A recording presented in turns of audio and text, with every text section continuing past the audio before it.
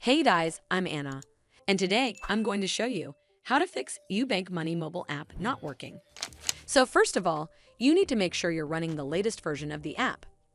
Open up App Store on your device, and then tap on this search icon in the bottom right corner. Then search for the Ubank Money App, and if you see this update button right next to the app name, simply tap on it to make sure you're running the latest version of the app. But if you still encounter this issue, then you need to clear App Cache. Go to your device settings and then scroll all the way down to General and tap on it. Then tap on iPhone Storage. From here, search for the Ubank Money App and then tap on it. Once you're on this screen, you need to tap on Offload App. Tap again to confirm.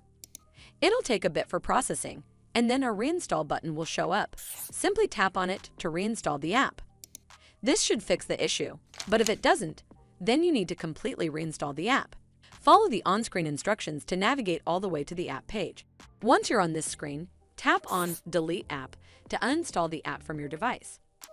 Once uninstalled, you need to open up App Store and then search for the Ubank Money App right over here in the search bar, and then click on this Get button to install it back on your device.